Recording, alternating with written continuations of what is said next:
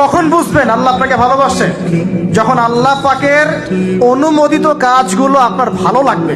নামাজ পড়তে ভালো লাগছে, রোজা রাখতে ভালো লাগছে, কোরআন তেলাওয়াত করতে ভালো লাগছে, আল্লাহর জিকির করতে ভালো লাগছে, আলেম ওলামার সাথে থাকতে ভালো লাগছে। ঠিক আছে, আল্লাহর হালাল কাজগুলো যখন ভালো লাগবে বেশি বেশি, বুঝবেন আল্লাহ আপনাকে নির্ঘাত মহব্বত করেন। ঠান্ডা মাথায় আজকে রাতের বেলা চিন্তা করবা আল্লাহ পাক তোমাকে কি জন্য দুনিয়ায় পাঠিয়েছেন। একটু চিন্তা করবা, 1 মিনিট একটু চিন্তা করবা যে তুমি পৃথিবীতে নাই, তুমি পৃথিবীতে নাই, তুমি মারা গেছো। চিন্তা করবা তুমি মারা গেছো। এরপর চিন্তা করবা তুমি যে মারা গেছো পৃথিবীর কারো কোনো সমস্যা হচ্ছে কিনা।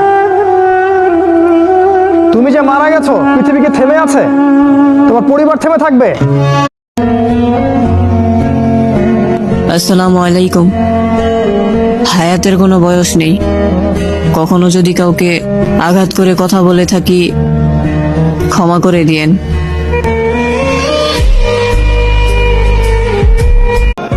অহংকারীদেরকে আল্লাহ পাক কিয়ামতের মাঠে পিঁপড়ার মতো উঠাবে।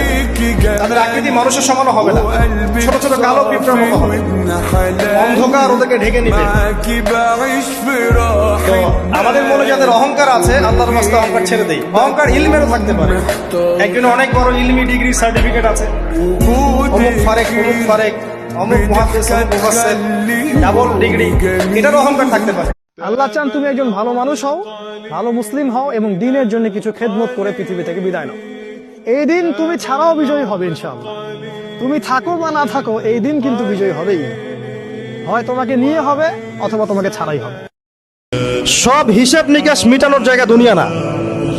আল্লাহ পাক কিয়ামতের দিন বলে একটা দিন তো রেখেছেন। কে কতটুকু ভালো করলো, কতটুকু মন্দ করলো, কে অন্যায় করেছে, কে ঠিক করেছে, এটা হিসাব আল্লাহ করবেন। সব হিসাব এখানে হবে না। এজন্য মুসলিমরা হতাশ হয়ে যায়। এই দুনিয়াটা শুধু পরীক্ষা ক্ষেত্র। নবীজি একবার যখন আল্লাহর সামনে বলবেন কিয়ামতের মাঠে, আল্লাহ আমার উম্মত, আল্লাহ আমার উম্মত, আল্লাহ পাক এক দোয়াতেই নবী সাল্লাল্লাহু আলাইহি ওয়াসাল্লামকে বলবেন, তোমার উম্মতের মধ্যে যার অন্তরে সরিষা পরিমাণ ঈমান আছে ওকে বের করে নিয়ে আসো। সেই মানুষের শান, তার মর্যাদা, তার চরিত্র নিয়ে কেউ যদি কথা বলে, কটূক্তি করে, তার অবস্থা পরকালে কি হবে চিন্তা করে। দুনিয়াতে হয়তো কিছু হবে না, হয়তো পার পেয়ে যাবে।